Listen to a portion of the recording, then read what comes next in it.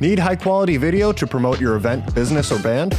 We can help. We're Pixel Pond, a video production team based in the Pacific Northwest, providing high-quality content to clients across the U.S. and Canada. Whether you want coverage of your live event to promote for next year, or need a camera and a camera operator for your next big project, we can accommodate projects of all sizes. Your story is important.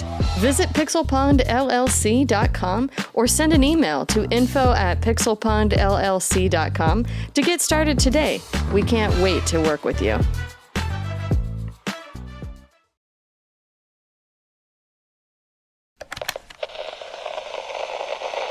Parental warning. This podcast contains references to swallowing, male genitalia, and copious mouth noises. Please podcast responsibly. Coming up on Gamers Week podcast. Coming up next, Nintendo has said that it will limit the amount of time spent developing some game projects as one solution to the increasing risks of game production as it enters its Switch 2 era. Are they talking about the idea that it's just only going to be on the Switch 2, or it's only going to be on the Switch, not both? Maybe? Yeah, I don't know. They must have other ideas to cut costs. Because that's one way you can cut costs really, really easily, right? Is not having to develop for two platforms. Because they're often not compatible with each other. So you got to figure out a way to either dumb down or smart up. There you go. Yeah, that's where we're going to go with. Smart up. TM, I'm trademarking that.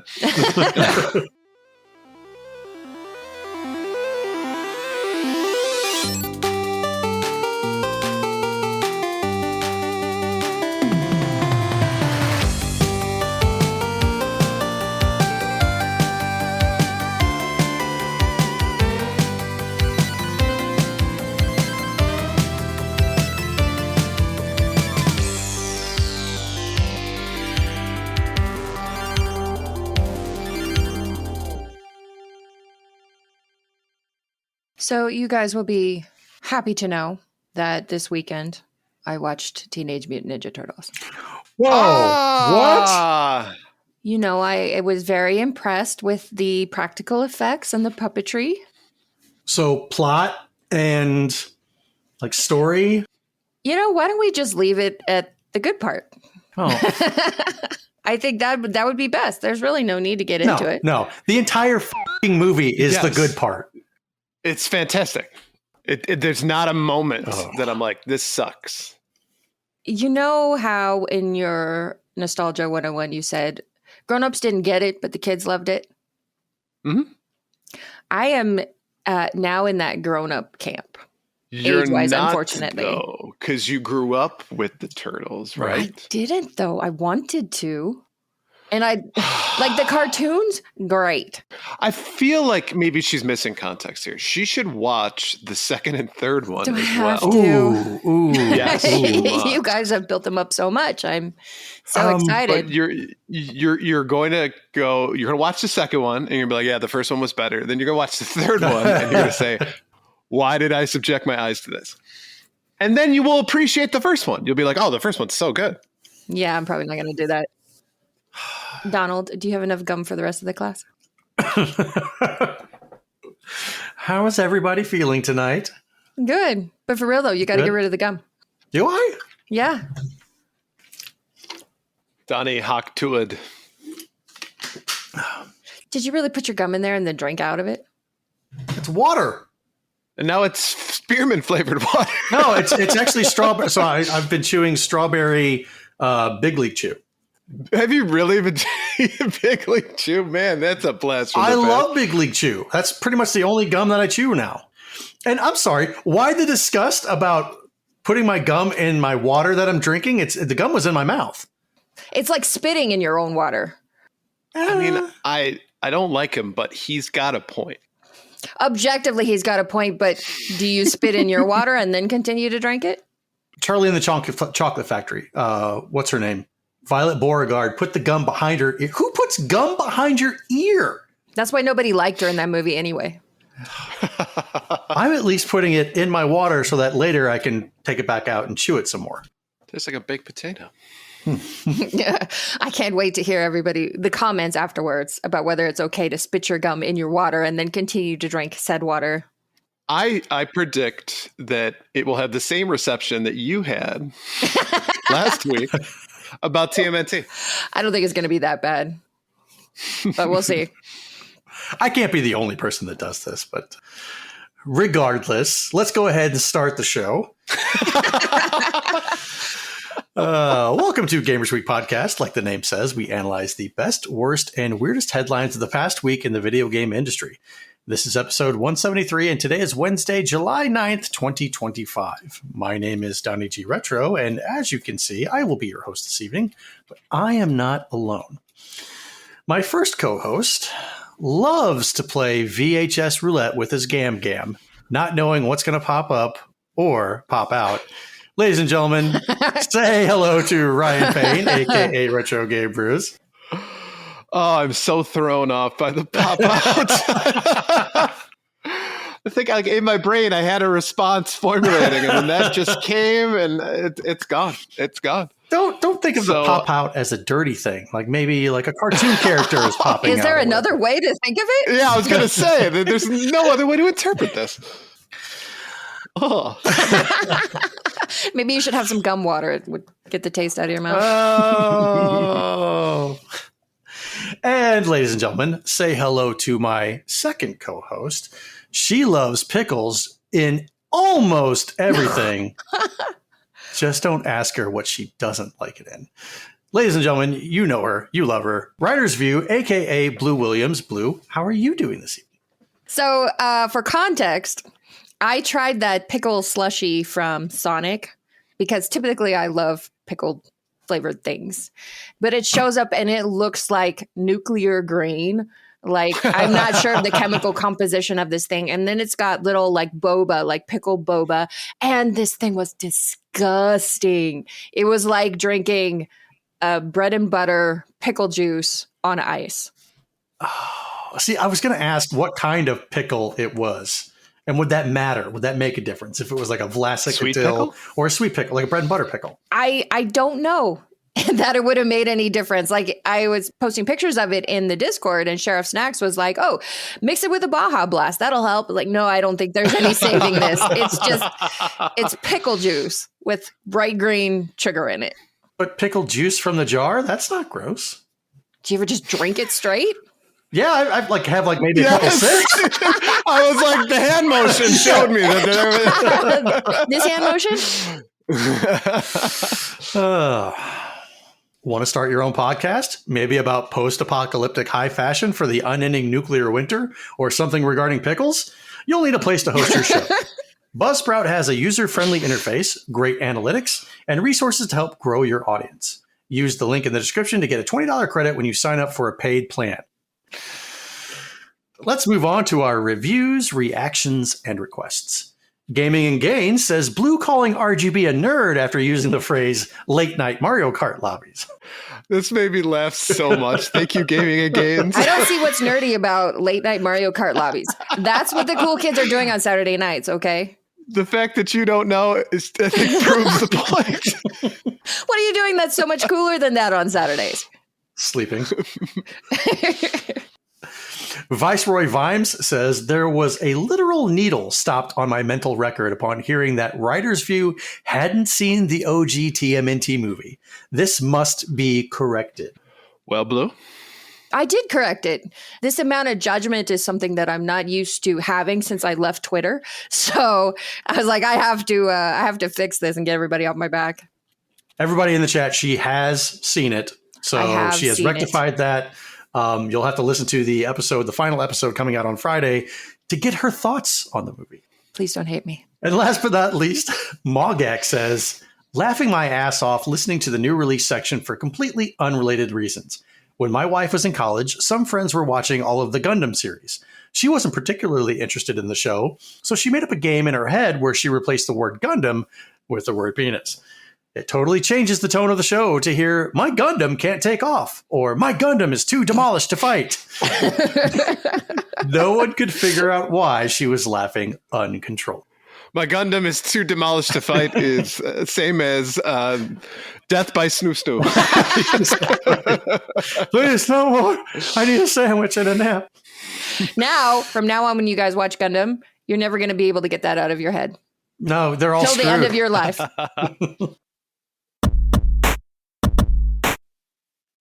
And with that, let's go ahead and take a look at our patron shoutouts.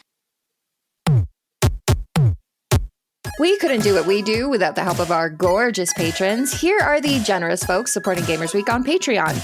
Ducks with Thick Thighs, absolutely the best podcast, a work in progress. Bob's and Dugnut, Blue's Little Sis, Loudmouth, Retroblast Pat, B&T Zilla Guy, The Mad Milkman, Seven Castle Forest, Crunchy Kong, Snacks, The Handsome Chef, Frank Grande, Love Retro BTW, Steven Sand, Ramboski, Terry Kinnair, Don't Make Me Pull This Car Over, Games with Coffee, Hybrid Divide, You Fall Before Me, Davey PGH, The Pixel Pawn Family, including Shannon and Luke, Zach, aka Old Cluster Nuts, Puzzle Butter, Number One Blue Sick Boys Fan, John Barron, Sassy Sony, Evo Lust, Rai Wants This Boy's Soul, Mega Retroman, Gamatroid, Mora Deeb, Michael, Mongo Only Pawn in Game of Life, Lakite, Emo-esque, Bill Tucker, You Know, The Bleeps, The Sweeps, and The Creeps, and Fruitcakes, I Hate It When My Schwartz Gets Twisted, Pickled Pepper.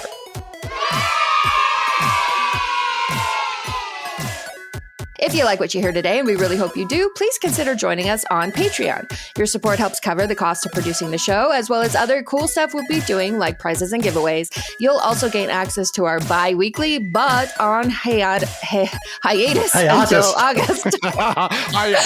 Patron-only bonus cast called Gamers Week Uncut. I hate you both. Patrons with benefits. Visit patreon.com/gamersweek or follow the link in the show notes to learn more. Hiatus. We're going to go on a hiatus. All right, let's go ahead and jump into our headlines. So this headline segment is proudly sponsored by the absolutely the best podcast, A Work in Progress. Each episode, George and Zach discuss and rank all the best things, starting with deep dives into every movie in the Marvel Cinematic Universe. This week, we've got a trivia question for us.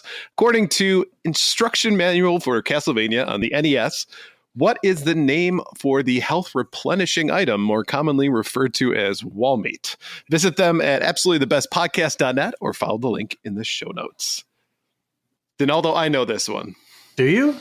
Mm-hmm. Wasn't it like a turkey or chicken? It looks like a turkey leg. You're not wrong. Turkey, chicken. Simon knows. Beef. Duck says it's rum ham. Rum ham! Rum ham!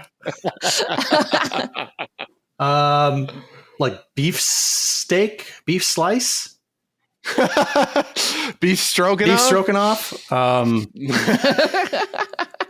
Salisbury steak. What could be so bad? It's Salisbury steak day. Ham slice. It is not. Okay, I don't know. Redacted. That is correct. Okay. But for a bonus, what is the comment by that item in the manual? Oh, Jesus. What is the comment? So like the description of it? Yeah. Oh, I didn't even know what it was called. So yeah, I got nothing. The comment is appears with a secret whip stroke.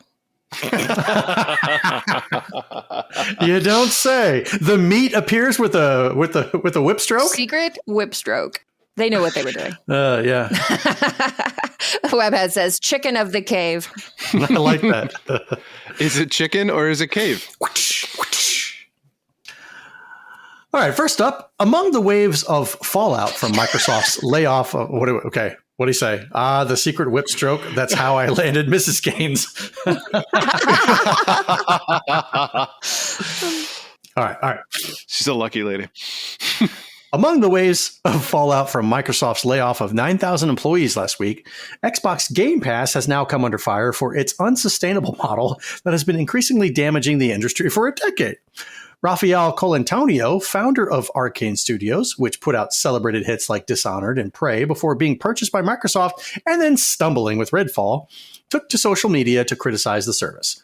I think Game Pass is an unsustainable model that has been increasingly damaging the industry for a decade, subsidized by Microsoft's infinite money, but at some point reality has to hit, Colantonio said. The only way Game Pass can coexist without hurting everyone is for the back catalog. Colantonio's comment sparked a vociferous vociferous debate about the pros and cons of Game Pass in industry terms as well as for the customer. The sentiment was backed by a number of industry peers, including the former VP of Business Development at Epic Games. Michael Dowse, publishing director at Baldur's Gate 3 developer Larian, said that the biggest concern right now evolves around what happens when all that money runs out. This, Dowse added, is one of the main economic reasons people I know haven't shifted to its business model. The infinite money thing never made any sense. Microsoft does not report on the success of Game Pass either way in financial terms. Indeed, its reporting on its gaming business is vague at best. However, according to the game business co-founder Christopher Dring, Xbox Game Pass is profitable, even when you factor in the lost sales for its first-party teams. He cites sources who would know for this information. And that sounds just like a political thing. Oh, yeah, of course, it's totally sustainable. Yeah, I mean, if you're in the know, sure, you would know that. Sources would know. It's AKA my ass.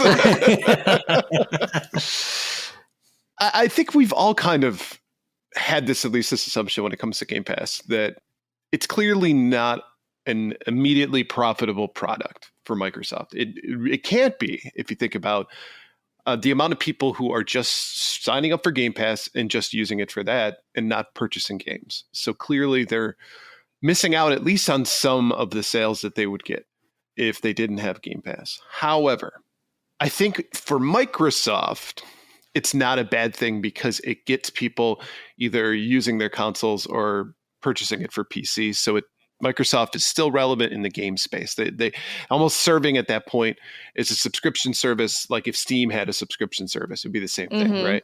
Where people are coming to the platform. The people who are losing out on this are the publishers of the actual games, because they get a stipend from what I understand, at least when we've gotten previous articles that have come through and said something about that, but it still can't be as profitable as just releasing a game on the, without Game Pass existing. But it's gotten to the point where if you don't put it on Game Pass, it's not going to get in front of as many eyes. So they've created this monster, kind of similar to, I think we've at least given this analogy in the past, where if you're going to sell your product at any retailer, you typically sell it for a loss at Walmart because you know that you need to at least have people buy that product. Yeah. So when they see it, they go, oh, I want to buy that thing. Chances are they either will or will not go to Walmart. But because there's just so much distribution, it's kind of the same thing with Microsoft. And so is it a net positive for gaming? I don't think it is. I don't think it's sustainable long term. But they can do it for themselves because of that unlimited cash thing. So they don't really care. And the idea that it's profitable, I think is just smoke and mirrors. Profitable to who, in what way? Well, you have to cook the books, you see. So where you take the first party games completely out of the equation, even though that should be a huge factor, because when you release a first party game on Game Pass and people don't have to buy it, they can get it for $1 trial or whatever, that massively affects your sales. But, supposedly you're doing your own math where that doesn't matter, but it's still profitable. Or maybe you're taking into like long-term costs all the way down 10 years, right? And you're looking at it from that point of view, like, oh, well, we'll still be sustainable because of this, and we'll incur some of that money back because we've had so many people pay us for this. Maybe. I don't know. The math's not mathing in my head, but no, not at all. Not at all. I mean, a large part of the debate, like you were saying, is that Game Pass is a good value for consumers. Like Ducks in Disguise says in the chat, most people have less money for everything, including games. Game Pass is a great option if you want a game without spending a fortune on $80 games. And that's true. And it's also in many ways a great deal for smaller developers because they can get their game in front of far, far more people than they'd ever get just hopping on the eShop or Steam all by themselves. So it's beneficial for them. It's beneficial for the consumers. Who it's not beneficial for is the argument goes, basically the rest of the game industry, because it takes consumers away from other publishers who are needing those full price sales to help justify the cost of development on the other end.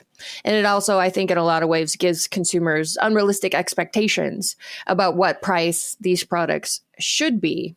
Right. I can see it from both ways, but I can definitely see the sentiment of saying, no, it's been wrecking the games industry for the last decade. Nobody else wants to do what Game Pass is doing. So I think that's why everybody's real skeptical that the maths. So Game Pass has been around for what, 10 years? That's what he's saying. Oh my God, that makes me I know. But now, is this just a case of him feeling that since Redfall took a crap, and help me remember, was that Xbox's fault because they were so... It was one of those where they essentially said, oh, we let Arcane be Arcane. It's not our fault that the game failed. But then, that's been much of the criticism about Microsoft as a publisher who's buying all these studios, is that it doesn't provide the publishing support that they really need. It doesn't give the studios the guidance that they need to succeed or to be a valuable part of their portfolio. It's just like, okay, you suck, you suck, you suck. You were great, but we're going to close you anyway, Okay. I didn't know if this was a case of him being slighted, because Redfall didn't do so well, not knowing exactly whose fault it was, and him coming out and being critical of the Xbox Game Pass. I mean, yeah.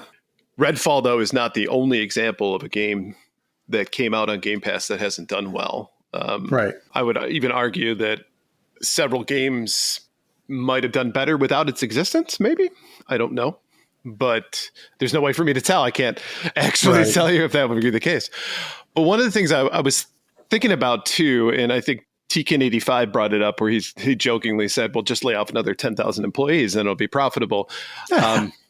The idea here that they're laying off 9,000 employees at Xbox and then still saying that Game Pass is a viable option, that's where the math doesn't math for me again. If they're struggling, if they keep shutting down and kind of scuttling all of these different developers, the unlimited cash thing is a fallacy in a way. And so from a business model standpoint, I've heard since I moved to the South, the phrase, that dog just ain't going to hunt. Dog will hunt.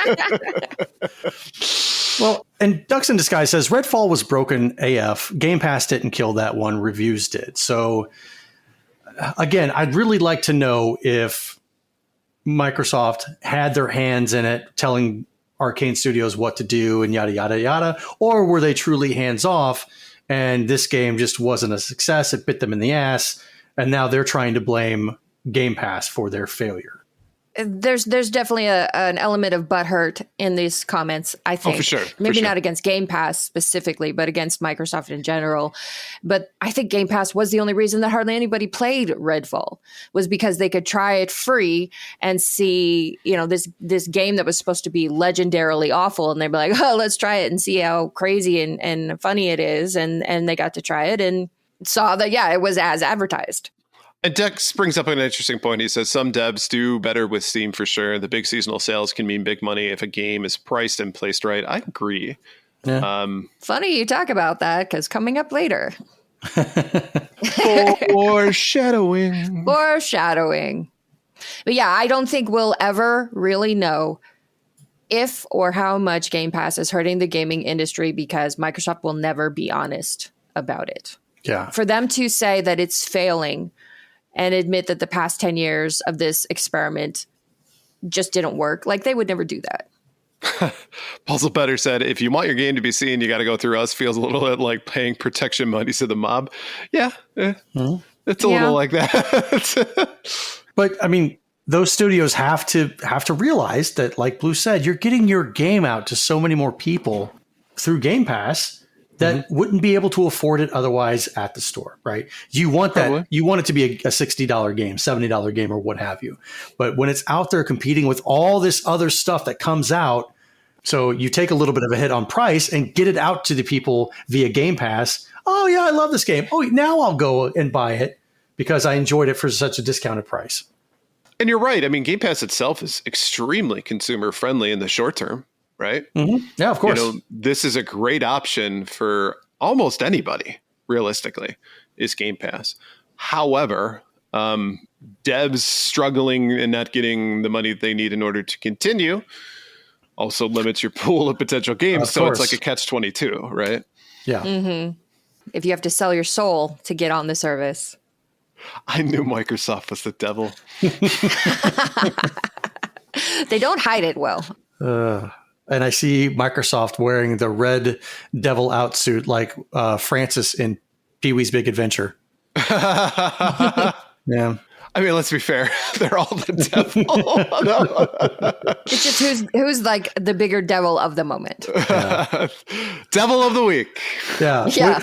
Which one's Lucifer? Which one's Beelzebub? Which one's Asmodeus? All that stuff. It all smells like sulfur in the end. All right, next up. Last week, Stop Killing Games, the consumer-driven initiative demanding games publishers leave their titles in a playable state once support is terminated, surpassed 1 million signatures. But now, EU industry body Video Games Europe, which represents the likes of Ubisoft, Take-Two, Warner Brothers, Riot Games, Activision Blizzard, Microsoft, and Nintendo, has weighed in, insisting the initiative's proposals would make games prohibitively expensive to create. Stop Killing Games was launched last April by Accursed Farms YouTuber Ross Scott, calling upon video game fans around the world to petition their local governments regarding the increasingly common occurrence of purchased games becoming unplayable due to publishers' actions. The games preservation movement was prompted by Ubisoft's decision to shut down open world racer The Crew's servers last March, preventing access to both its multiplayer and single-player content due to its always online nature. We appreciate the passion of our community, reads a statement from Video Games Europe. However, the decision to discontinue online services is multifaceted, never taken lightly, and must be an option for companies when an online experience is no longer commercially viable. We understand that it can be disappointing for players, but when it does happen, the industry ensures that players are given fair notice of the prospective changes in compliance with local consumer protection laws. Stop Killing Games organizer Scott shared a brief response to Video Game Europe's statement on social media, calling its arguments flimsy. I think this is a pipe dream. I would love this to be the case. I would love games companies being held accountable for making online-only games and then shutting them down and creating a poor user experience and basically a waste of your money. Sure. That also prevents game preservation in the long term.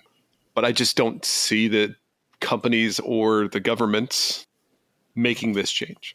Again, It would be awesome. And if there were another option out there, like, I don't know, allowing companies to sell the rights to the server or something, that would be cool. But I don't see it happening. Nobody likes to relinquish control, but if it's not commercially viable to them, they don't care. So having the government try to get involved, I feel like that's a little bit of an overstep, right? It's more government involvement that we don't need. We absolutely don't need for that. The second thing is, this is something my son and I have actually discussed. There was a particular game, I think, like Skate 3, I think, that he wants to get the platinum for. And Skate 3 is a PlayStation 3 game that they still play. My sons both still play this game.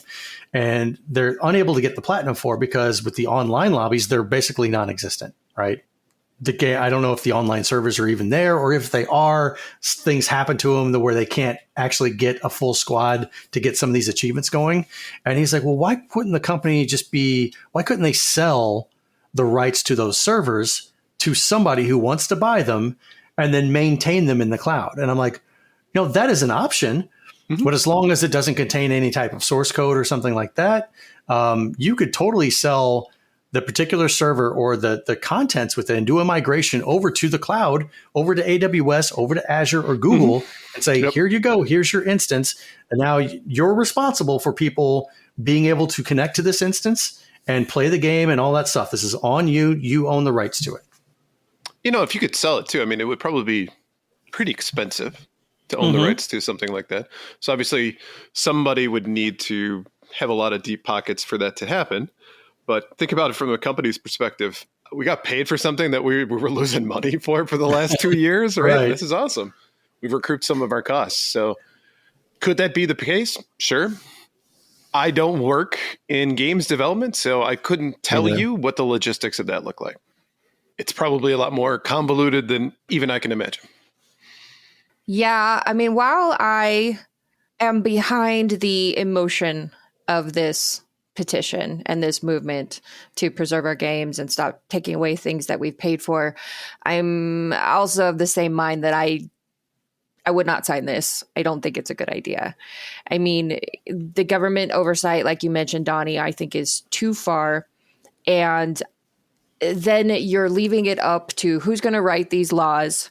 So you have to leave the game in a playable state. What does that mean? Does this apply to every single person who ever publishes a video game? Like the one that immediately came to mind was a little indie game. It's a puzzle game called Blobcat, released in 2017.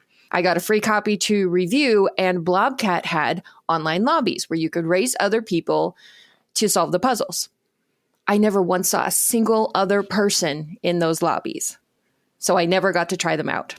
So should that little bitty publisher for that little bitty Blobcat game be forced to maintain that online play into perpetuity when it was never successful to begin with? I don't think so. I think that's how you stop small developers from even attempting to make games, would be a law like this. And so I think there's a lot more nuance that needs to be considered. The other thing is that if you're going to allow private parties to purchase these servers, that also is real iffy, because let's say you purchased the server for a game, it was way expensive, and shockingly, now you can't afford to maintain it because the company certainly couldn't with all their resources. So are now you subject to this law that says you have to keep the game going? That's a good point. Because you purchased it.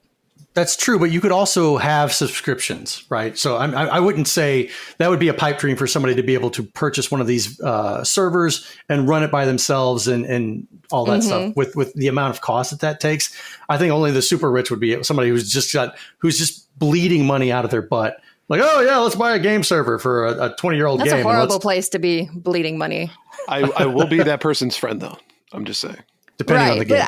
Yeah, so there's always ways that you could make it happen, but I think the reality is it would be really difficult, and very few would have the ability to keep it going. So then what happens to you then? Also, if these are online games, you've made an account. That's why you're invested in whether this game keeps going. Now your information is being sold to God knows who, just because they decided to buy the server. There's just too much going on with this that I think this is a bad idea, as much as I agree with the sentiment behind it. Yeah, the sentiment is solid. I agree. Simon Asher says, back in my day, we didn't need dedicated servers. We just put in the IP address of our buddy and joined a game. There were no griefers, connection was good, and we liked it. I feel like that was the holiday special Scrooge voice, and I appreciate that you did it. I'm going to say 2 words. Ultima Online. Mm-hmm. Ultima Online was released back in the late 90s, and it's still going, right? The servers for that game are still going. There are still subscription-based servers for that game. There are also unofficial. There are also unofficial servers that you can get on and not have to pay a subscription and all that stuff. But the freaking game is still the freaking laser. It's still going. How old is it? What, 27? Something like that? Just don't. Yeah. Yeah. We can stop saying numbers anytime. And that's the thing, is I think you can find examples of this being done successfully, but there's still the exception rather than the rule. Yeah, absolutely. So if the game that you love, I know it's near and dear to your heart, but not everybody, it doesn't have a solid player base like Ultima Online or World of Warcraft. When it eventually gets to that point where the attention drops off, nobody's really playing it, but I still play this game every Friday night or every Saturday night or every night when I come home. I need to have this game going for the rest of my life. Sorry. It just doesn't work that way. If the game is popular, if the demand is still there, I'm sure the companies will keep it running to get that little bit of change going into their coffers. I will say, if you could legislate this for all online-only games, and companies who are making online-only games, if they made a single-player campaign, then you would still be able to play that game if you wanted to, just not with your friends. Yeah. But hear me out. I think that's also a bad idea, because what that just means is I think you're going to run into 2 problems, right? Either people are not going to make a game because they don't want to create a single player campaign because it's extra work and it doesn't doesn't provide them with any additional revenue. And two, I think that this is where AI development is going to come into play, and you're going to get a lot of single player campaign mail-ins, if you will, where it's just like, all right, AI, just use our content and make this, and then blah, blah, blah, and it's the worst single player campaign, just so they don't have to get caught up in this. Whatever gets you past the requirement legally. Correct. And the reality is we all hate online only games, but some games don't work offline, like these multiplayer experiences. If you've got a single player aspect, yes, there is no reason you need to be online only all the time. And I think still the most foolproof way around that as a consumer is don't buy that shit. If it's online only, single player, don't buy it. And that is even more relevant these days, like especially with this key card shit that Nintendo is doing. And the only way that they're going to stop doing that is if they stop making money. That's the only thing they've ever listened to is lost sales. Right. Yeah. Vote with your dollars. Vote with your dollars. And have the conviction. That's what we suck at as gamers. Stick with it. We're never going to buy this. And then all of a sudden it's like, well, I bought it. Yeah. Yeah, I wasn't gonna, but then the FOMO, and so I bought it. Right. Because you're weak, and I've outgrown you. Coming up next, Nintendo has said that it will limit the amount of time spent developing some game projects as one solution to the increasing risks of game production as it enters its Switch 2 era.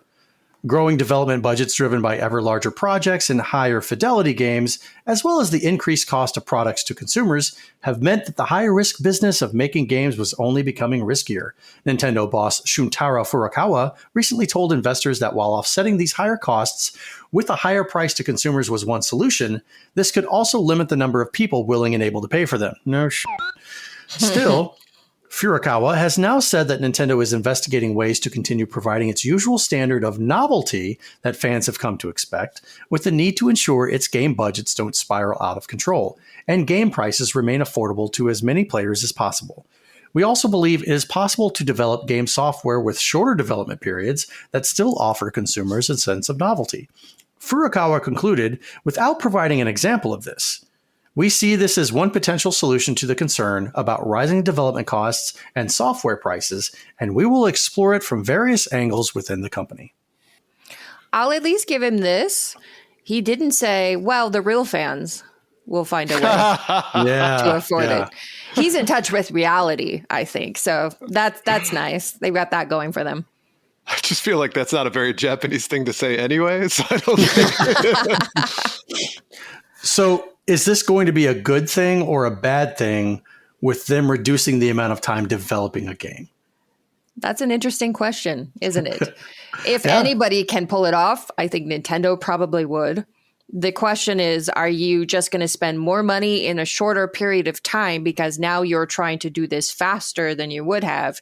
What is going to be the cost to your developers personally? Like, are we hitting like major crunch scenarios, those kinds of things? Mm-hmm. Or it's just your product is not as good as it once was. Right. If Nintendo was a company that had a bunch of waste, then you could be like, yeah, okay, we see lots of areas that we can trim up and make this cheaper. But of all like the big developers out there, Nintendo's the one that I probably most believe has the process streamlined. You could believe that a company like EA or Take-Two has so much redundancy, so much middle management nonsense that they could get rid of, save a ton of money. I believe that 100%. Nintendo, I don't know. I'm not as convinced. I will say with the shorter timeline, we automatically go for its lower quality, right? You would think, yeah. Nintendo's already dealing with quote unquote lower quality visually, though. So that in theory should save them a ton of time already.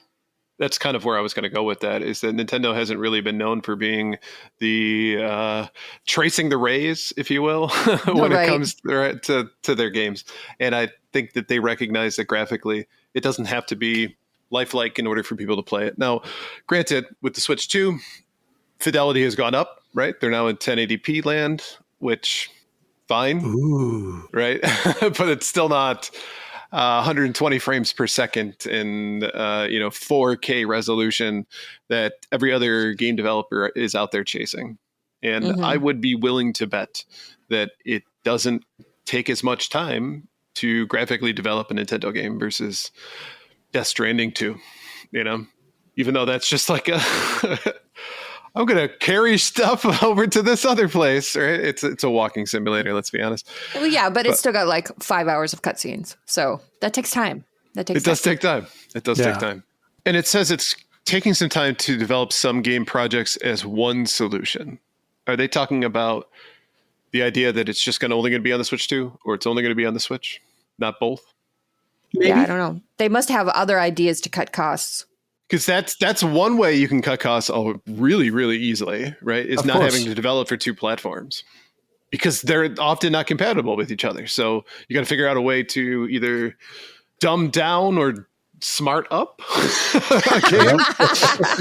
There you go.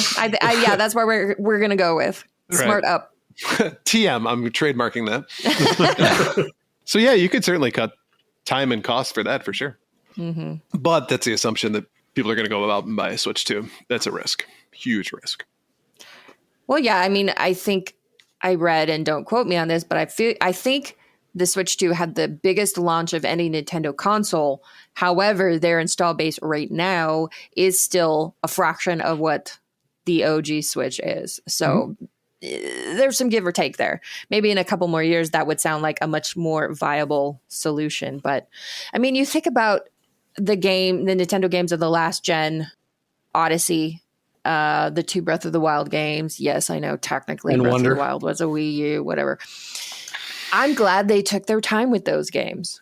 I'm glad that there was 6 years between, I think, Breath of the Wild and Tears of the Kingdom. I think those games need time to cook. And so in a lot of ways, this concerns me that this is Nintendo going against what they've stood for all this time. The water's almost gone. I think because you retched, you have to read it, Blue. Frank says, Donnie's like, I'm not going to play Death Stranding 2. I got this whole gum in a cup thing going on. You never know what this thing's going to taste like.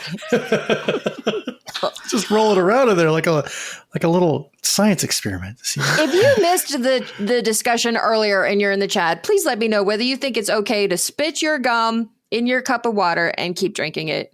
Tell me I'm not alone in being grossed out about that. Lightly place it instead of spitting my gum in my water, okay? You're right. That makes all the difference. Yeah, it does. The delivery is how. Yeah. See, Duck says, what? No, thank you. Thank you. Games with Coffee says, Donnie, I love you, but hard no. Gaming Again says, I'm grossed out and I like pickle juice. Kiss my ass. Rather do that than drink your water. No. Don't tell Sanity. Right. So we all know that if you're a company like Microsoft, Sony, Nintendo, you have a newer console, of course, you're going to start weaning these games that you develop off of the old console to get more people driving to purchase your newer one. So I can't say that Nintendo is going to ultimately stop immediately developing games for the original Switch, because with the Switch 2 just coming out, you're just a month in, right? You're a month in for this console, and typically they start doing that within 1 to 2 years. So they're realistically a long time away from stopping any new games coming out on the Switch. And probably third-party developers, they'll still develop for the original Switch and the Switch 2, just to get that, keep the money coming in. But Nintendo, I can see where they're like, well, we just want to drive more people to the Switch 2, so we're going to forget about the Switch and yada, yada, yada. Yeah. It's such a risk doing that, though, because, when you look at it from the transition from Wii U to Switch, you could do that all day long because no one had a Wii U. So everybody was jumping onto the Switch because it was novel and it was new and it was cool. There's not a whole lot of difference between the Switch and Switch 2, even from a form factor standpoint. Right. Is there enough of a difference for people to want to make that switch and spend money on it? I don't know. So I don't think that they put themselves in the right position to be able to warrant people making that transition as quick as possible. So yikes is all I'll say. Yeah, Nintendo is not typically the one who says, oh, we're going to gamble on forcing people one way versus the other. Right. That's something that Sony does when they put out PSVR 2, and we're not going to make it backwards compatible. We're going to force people to the new platform, and it didn't work. Nintendo is not typically that dumb. However you want to play, however you want to buy Nintendo stuff, they'll sell it to you, generally. Right. Last time they were that dumb, they tried to screw over Sony. Look what Created happened. a brand new empire. Yep. Oops. All right, last but not least, turns out we gamers are all just a bunch of irresponsible, drunken sailors. The power of Steam as a platform is that it enables hoarding, reckons Steam expert and games marketing analyst Chris Zukowski, arguing that Valve cracked the problem that Netflix was struggling with by tapping into hardcore gamers who love a fat backlog. Oh yeah, thick. The reason Steam makes indies so much money compared to all the other platforms is that Valve has built up an audience that is full of super diehard hobbyists who aren't actually all that worried about playing the games they buy, Zukowski reasons. He further digs into Valve's 30% revenue cut from Steam sales, which has attracted criticism. He, however, claims that the reason developers are willing to hand over such a high cut to Valve is because they're getting revenue whether or not the audience actually plays the game. Knowing Steam players are hoarders explains why you give them that 30%. You get access to a bunch of drunken sailors who spend money irresponsibly. Developers may take comfort in this analysis when competing against older live service games like Fortnite and GTA Online that continue to be the biggest games, even if it means their revenue is coming from games that may never be played. Don't be discouraged by that. This is a totally normal for Steam, Zukowski continues. If Steam shoppers were rational and only bought games they were going to play, we would sell a lot fewer games. Half this industry would be gone. Are there really people buying? Okay, never mind. I'm not even going to say that. I was going to say, it's like that meme. Yes. What's going on? I'm in this picture and I don't like it. I've got games that I've purchased that I fully intend to play. Right? I'm like, oh God, yeah, I want to play this game. I want to play. It's so cheap. I want to play this game. I want to play this game. Every single game right now in my Steam library, whether or not it's installed, I intend to play. I just haven't gotten around to it. So you're hoarding them like a drunken sailor. Why is the rum gone? I think we always tell ourselves we're going to play it because something attracted us to the title in the first place. That's why we bought it. On a whim, probably, or because it was on a wish list. And then the Steam sale came along and then, well, you're saving money, really, if you buy it now, even though you don't have time to play it. And then suddenly 8 years goes by and you forget you even own it. I mean, how am I supposed to play Tentacle Love 4 if I haven't played 1, 2, and 3? Right. You'd be completely lost. That narrative is very important. Exactly. Yeah.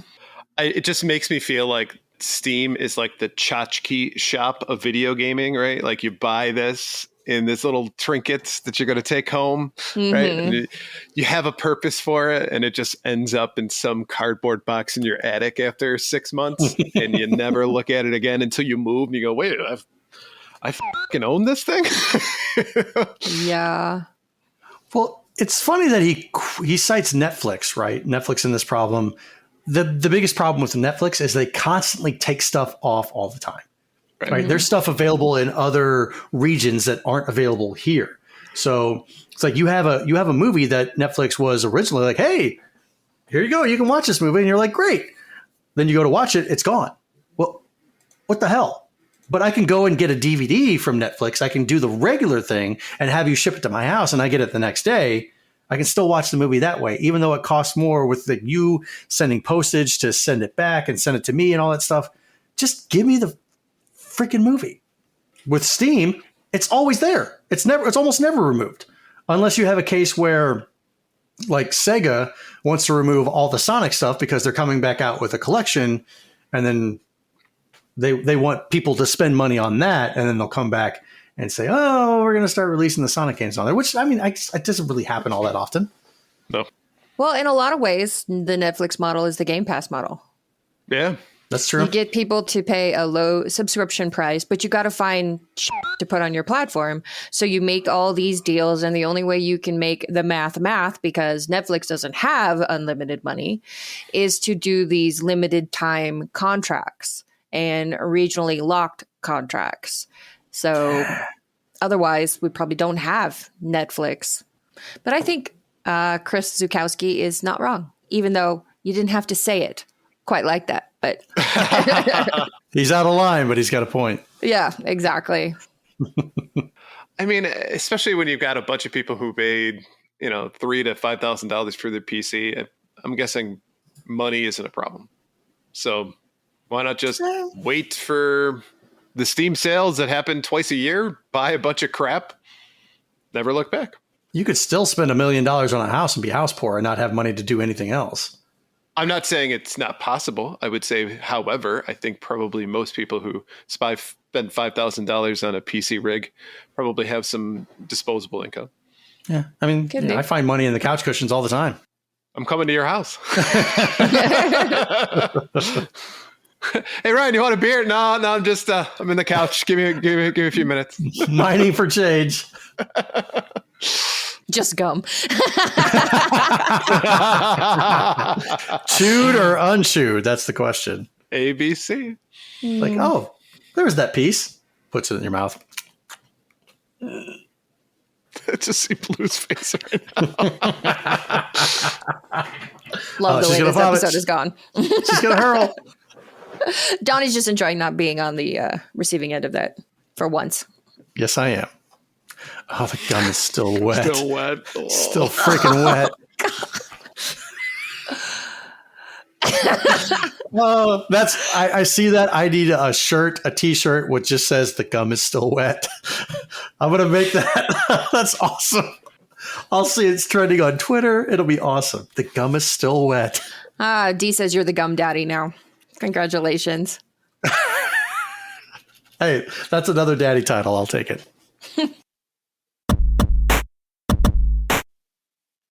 All right, let's go ahead and take a look at our top 3 new releases for the week. All right, first up, we have EA Sports College Football 26 out on PS5, Xbox Series X and S. Prove your program belongs in the top with enhanced college football gameplay featuring new offensive and defensive mechanics. Experience new stunts and twists, then make dynamic substitutions when it counts. With over 2,800 new plays, 10,000 players, and over 300 real-world coaches with true-to-life schemes, this is the most authentic college football experience yet. Next up is Everdeep Aurora out on Switch and PC. An ongoing apocalyptic meteor shower has forced the world's population to settle underground.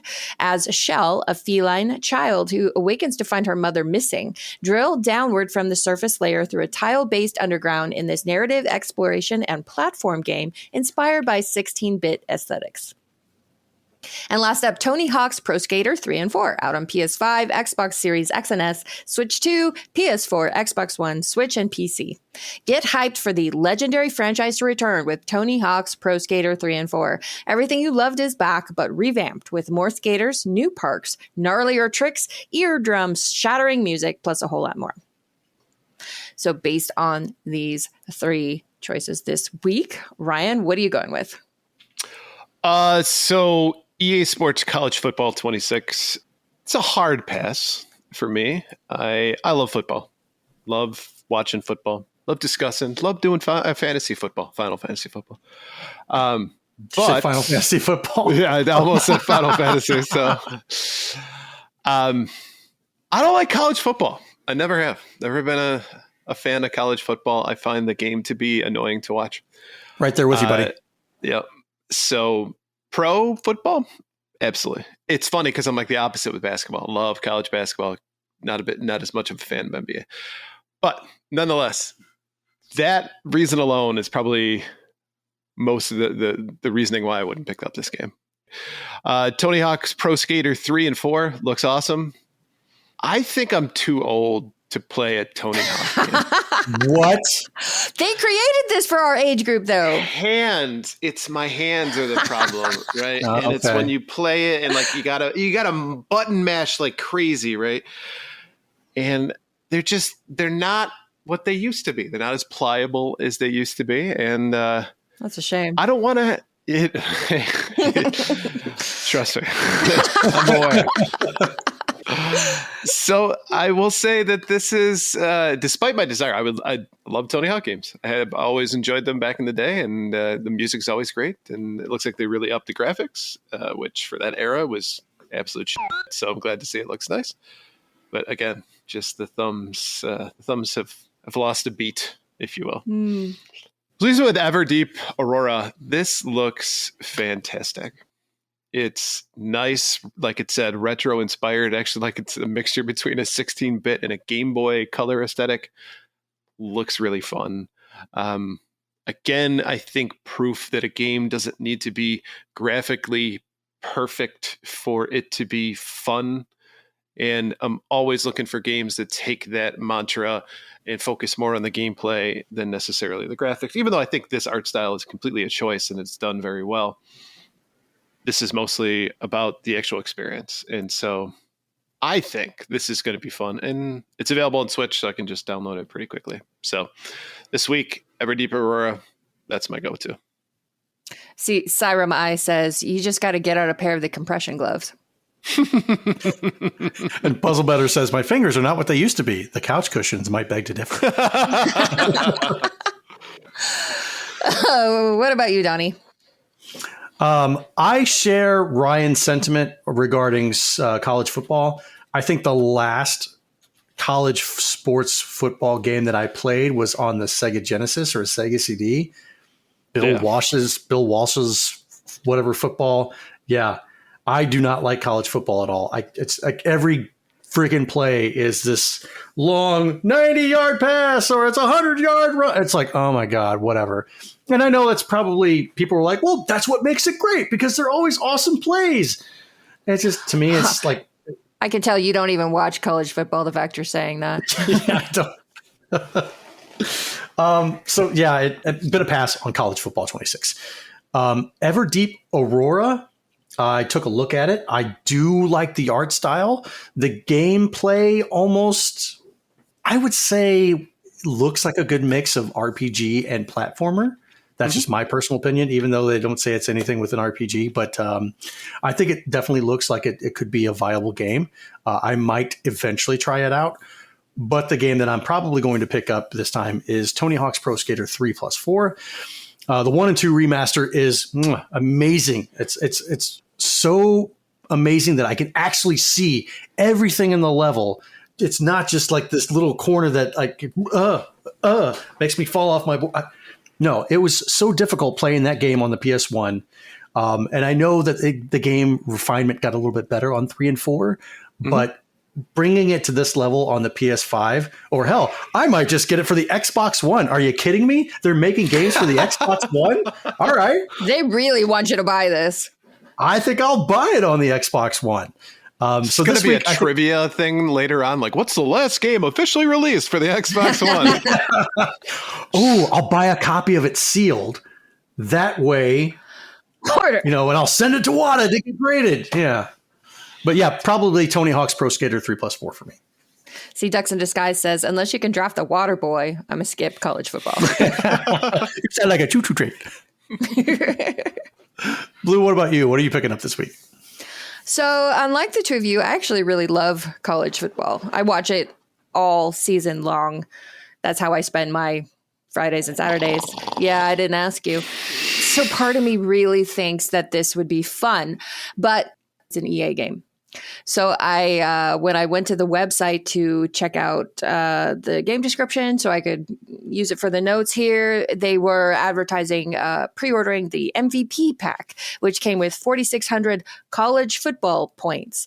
And you could also buy like bonus dynasty coach points and road to glory skill points. And at that point, I got tired. It sounds like a damn mobile game where you need 7 gems and like 3 rubies to be able to go to the next level. As I don't know what they're trying to do with this, but I want no part of it. So I might have, in a pure gaming sense, been somewhat interested in it. But the way that it looks like EA is trying to do it, no, thank you. I'm going to skip that. It's a match 3 to get to the college bowl, right? Everdeep Aurora. I was really pleasantly surprised by this trailer because I initially looked at the cover art and it just kind of looks like blah, just like generic cartoony looking video game characters, whatever. But then the art style is completely different than what the cover art looks like. It, like you said, it's kind of this really gorgeous 16-bit but Game Boy type style aesthetic. And I thought it was beautiful. It looks as though it's got a bit of a Metroidvania type feel, but with the mechanic of using this drill like it's friggin' Dig Dug to explore that way. So I am 100% in for Everdeep Aurora. Tony Hawk's Pro Skater, I never got into the Tony Hawk games, so I don't have any nostalgia for this. I'll probably just check out the soundtrack instead and call it good. So Everdeep Aurora for me. All right, so before we move on, let's take a quick break to talk about our sponsor. This segment is proudly sponsored by the Retro Game Club podcast. It's a fantastic family-friendly retro gaming podcast, and each episode, Rob and a guest pick 2 games to play and discuss, as well as news, interviews, and other topics. And right now, they want to know, what was the first video game you ever played? Send your answers to email at retrogameclub.net or follow the link in the show notes.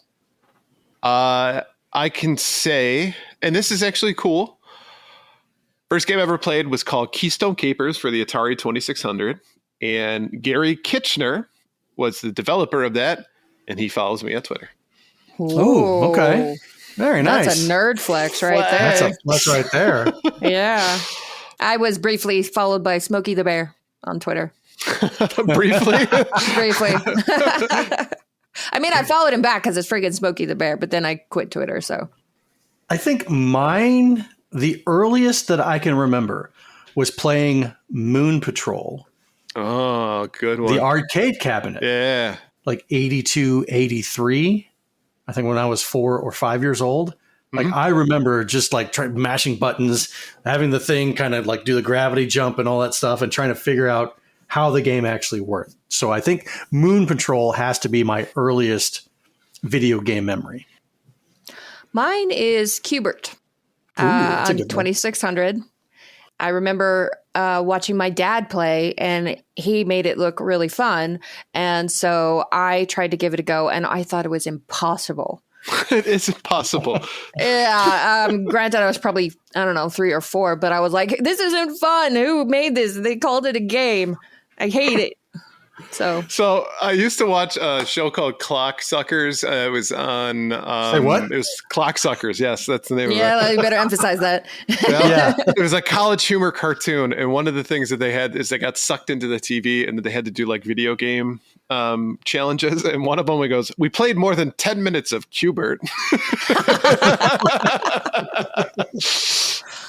Yeah. And I've tried since then to go back and be like, it can't be that hard. And it's like every time it's always been that hard. It's not that hard. I do like that he swears. And I think it's funny that the first game you ever played has a character that swears in it. And it set the course for my whole life. My whole motherfucking life. Whoa, there it is. Yeah, you got to put the Q*bert sound in on that. Maybe that should be our new sound for when we swear is the Q*bert sound. I don't know. I think Yoshi's been doing a good job so far. Yoshi definitely has. But sometimes, we're 173 episodes in. Maybe He needs a break. Yeah, it needs a break. You got to do things to spice it up, to keep the thing going, I mean, if Yoshi needs a break, we could consider not swearing. No. Yeah, that's a win about how I thought that would go.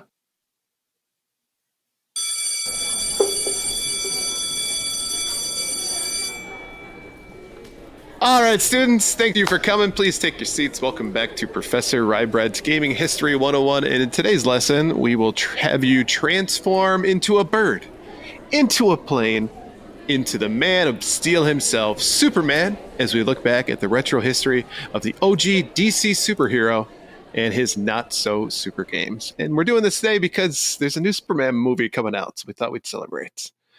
So sit back, sons and daughters of Jor-El. It's time to kneel before Zod. Snoochie boochies. So if you think about it, Superman has been flying into video games not quite as long as he's been soaring in comics, but it has been quite a while. And before, he was stomping and sprawling through 3D cities and dunking in on blockbuster fighting games. The Man of Steel adventures on consoles were a mixed bag, to say the least. So let's take a fun trip through the ups and downs of Superman games from 1978 up to the dawn of the new millennium. So what I did is, of course, researched this, and I also asked ChatGPT to rate these games out of a score of 10. So this is the rating that you will hear today is not my own. It's according to what the AI overlords have to say about these games. Probably it's getting the rating as an average of what it's finding. Yes, exactly. Okay. So I think I'm safe. I'm acceptable. Safe. This is what the internet says this game is. So 1978 was Superman on Atari 2600. I think this was a bit ambitious, but back when pixels were giant and gameplay was, for lack of a better term, simple, Superman arrived on the Atari 2600. Now, the game had you catching criminals and finding the pieces of a bridge that Lex Luthor blew up. Yes, that is most of the plot of the game.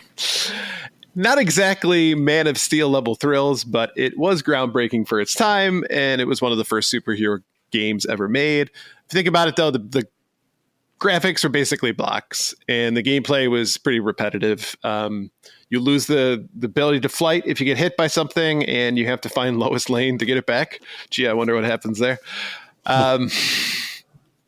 Super repetitive, but we got to remind ourselves, it was the 70s, right? It was the end of the 70s. It was the Atari. So not too bad. Average rating here, 4 out of 10. And I think this is really based on modern experiences with this older game. I would say they would probably be rated higher than that back in the day. Well, as Ducks in Disguise says, a Superman with a dustpan sweeping up some concrete dust to rebuild the bridge is a hell of a concept for a 2600. All right, next up is 1987 Superman on NES. If we kind of fast forward, I mean, if you think about it too, I think there was probably some games that were made for like the ZX Spectrum or the Commodore 64 in between that, but there was quite a gap, if you think about it, between 78 and 87. And I will be honest with you, maybe they should have waited longer for this one. So Superman got a side-scrolling platform of its own. You start off as Clark Kent. There it is, right there. You look nothing like the guy on the cover, by the way, except the opening title screen you do, and that's it. But you had to punch bad guys. You had to jump over obstacles, which, by the way, you're extremely floaty, and even fly, because why not? But there's points in which you can fly straight up or you can fly across the city. Nobody knows how it works. Right. So if you think about it, though, the controls were awkward. The game didn't really capture the full power of the Kryptonian hero. And plus, the graphics were kind of chibi, if I'm honest. And that's not the style I would associate with Earth's best hero. So this game even, in fact, got the AVGM treatment. So you can pretty safely assume that it's been less than stellar of an experience. However, ChatGPT has ranked this better than the experience on the Atari 2600, giving it a 5 out of 10, saying fun for nostalgia, frustrating for gameplay. 1992, Superman, the Man of Steel came out for the Sega Genesis. Actually, it's Genesis and Friends. So there was, I think, Genesis and the Master System, I believe, as well. But honestly, this was a pretty big deal back then. This was actually, I would think, a jump into creating much better games using the Man of Steel here. And in fact, you could actually freely fly over Metropolis, and you kind of cruise the city skyline. You stop crime. A little bit of that beat 'em up piece to it. You're punching bad guys in the face, and the controls were actually pretty decent as well. However, I will say, fuck you.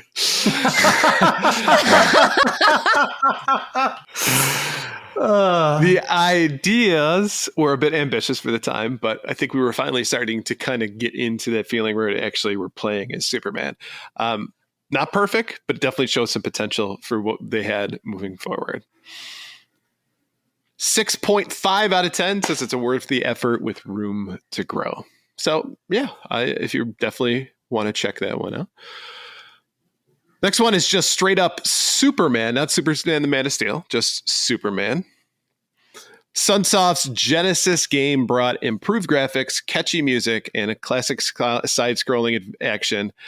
You get to use heat vision, super strength, and a host of other powers to battle villains, save the day. It was straightforward and polished, and many fans remember it as being the better Superman game of the era. This one is ranked 7 out of 10, which is going to be the high water mark for Superman games for this one, right? So classic action, classic Superman. So if you really wanted to play as a Caped Crusader, Superman on the Sega Genesis is probably your best bet.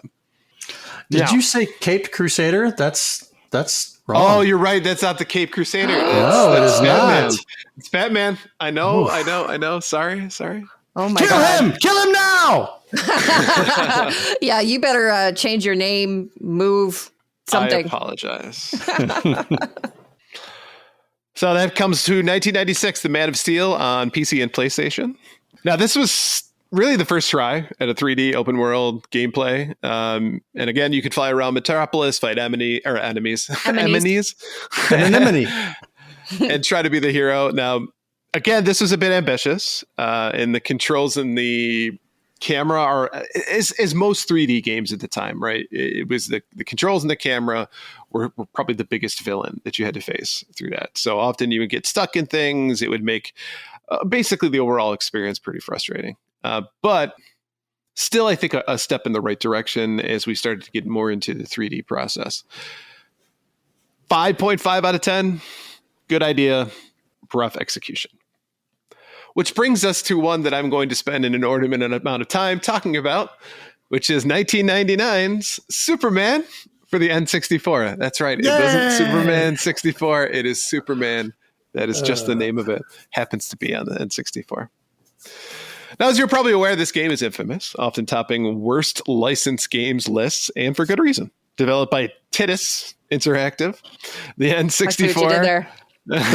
Superman was hyped as groundbreaking open world superhero experience. Imagine flying freely around Metropolis, tackling enemies, stopping crime, and really feeling like the Man of Steel. Sounds awesome, right? Well, let's talk about what went wrong. Quite a lot, actually. The core problem was awful controls and camera work. Flying, which should have been the main fun factor, felt clunky and unresponsive. The rings! The fucking rings. Players struggled to get Superman to do what they wanted, often crashing into buildings and falling helplessly out of the sky. The camera angles were disorienting and frustrating, making navigation a nightmare. And the thing is, if you're going to make a game that requires precision flying, don't make your flying so fucking shitty. Add to the bugs and glitches from invisible walls to the missions that don't trigger properly, and the experience quickly turns sour. Missions were poorly designed, repetitive, and often confusing. The game tried to blend flying, fighting, and open world exploration, but ended up with none of these elements working well. So why did it fail so badly? Well, technical limitations and rushed development. The ambition to create a 3D Metropolis was huge for 1999 as far as hardware is concerned. Especially given the company's complexity of Superman's powers, it seemed like the developers were bit off a bit more than they could chew and didn't have enough time or resources to polish the final product. 2, design choices. Instead of focusing on tight, fun gameplay, the game suffered from a lack of clear direction. Superman's flying, which should have been fluid and exciting, was clunky and frustrating. And finally, high expectations. If you're going to make a game about one of the greatest superheroes of all time, the OG, kind of guy who started most of it all, right? Superman is that iconic character. So when you're walking into the game, you have a certain level of expectations of quality. Well, needless to say, these expectations were met and the backlash was a bit harsh. So the game became a textbook example of how not to handle a licensed superhero game. Despite its failings, it became a cult curiosity. Kind of It's So Bad It's Famous title that collectors and game historians still talk about. Score, 2 out of 10. Wow, that seems generous. I know, I agree. A spectacular crash landing in the history of superhero games. So to wrap things up, Superman's early video game history is like his cape, sometimes heroic, sometimes tangled. From Atari's blocky beginnings to its awkward 3D attempts of the 90s, these games tried to capture the essence of the last son of Krypton with varying success. So thank you for attending today's Gaming History 101. And just a reminder, if you have ideas for a story you'd like to hear, send us a message at gamersweekpodcast@gmail.com and we might feature your suggestion. No capes. Exactly. She's my favorite character in that whole entire series. My God, you've gotten fat. Let's go ahead and wrap up this episode. Thank you for listening to episode 173 of Gamers Week Podcast. And a big thank you to the Retro Game Club Podcast, Love Retro BTW, Pixel Pond Production Company, and absolutely the best podcast, Work in Progress, for sponsoring this episode. Don't forget to check out their links in the show notes. If you want to connect with Gamers Week, follow us on Twitter and Blue Sky at Gamers Week PC. Watch us right here on Twitch at twitch.tv/Gamers Week Podcast, where we will record live every Wednesday at 8:30 p.m. Central Time. Email us at gamersweekpodcast@gmail.com. Visit our merch store at gamers-week-podcast.creator-spring.com. Or if you want to do it the easy way, follow the link in the show notes now with new t-shirts that say the gum is still wet. And last but not least, join us on Patreon at patreon.com/GamersWeek. And finally, since you made it all the way to the end of this episode, please leave us a rating and a review to let us know how we did. We really do value your feedback. And while you're there, consider subscribing on iTunes, Spotify, or your podcast platform of choice. See, now if you pay a little bit extra, Donnie will send the shirt to you also wet. Ooh. Will it be wet with the water I suppose that depends on how much they pay. Huh. Yeah, it becomes dealer's choice at that point. Mm-hmm. Okay, I like that. Some people might throw in a few extra bucks for you to make it really special. That's why those VHS tapes you sent me were so sticky. Gauge's Coffee says this shall be known henceforth as the gum water episode. Whenever I do the export to YouTube, yeah, it'll be labeled as gum water. Yeah, viewer discretion advised. All right. Thank you, everybody, for spending your evening with us. We really do appreciate that. We will be back next week. Thank you guys for listening and tuning in. Have a good night. Have a good night. Bye. Bye.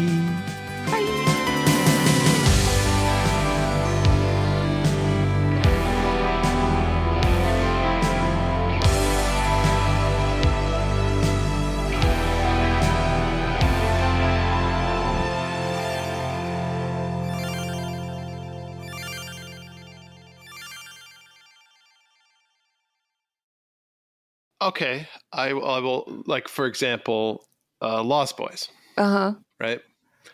I didn't grow up with Lost Boys, so when I watched it for the first time, I just didn't get it. But you grew up with Over the Top, and Over the Top is great? I never saw Over the Top until probably about 10 years ago. So, But Bloodsport, yes, absolutely. I watched that last night, actually. So good. What's not to get about vampires and the fact that they're technically Peter Pan's, they're the Lost Boys. I liked Buffy, as I watched Buffy as a kid. I liked that one better. I never watched a single episode of Buffy. Not the show. I meant the movie. Oh, the movie was great, but the show sucked balls. The movie's fantastic. The movie, yeah, the show was meh at best. And then they had like the spin-offs and shit. You guys are just being mean just to be mean. No. But the photography was great. And the effects were fantastic. I was trying to find something positive because I knew you would both take it personally. You're right. I took it personally. And me? I took that personally. Mm-hmm. You're coming at me all wrong. I'll stab you in the face with a soldering iron. Welcome to Gamers Week Uncut. Welcome to Gamers Week Uncut. Welcome to Gamers Week Uncut, Patrons with Benefits. This is the unscripted, patron-only bonus cast with less editing and more dirty jokes. We don't know where the conversation will go, but we're sure it will be weird. This fish just went right on my nipple, and I'm just like, I Google Street Fighter 6. The first search result that comes up is people think they can see Ryu's in the Street Fighter 6 reveal. Listen up here, kids. You're not going to want to get one of those VD-STDs things, right? Make you fall off. When you go, grab a pro. You'll be doing it for America. That was perfect. If you want to hear weekly episodes of our patron-only bonus cast, join us at patreon.com/gamersweek.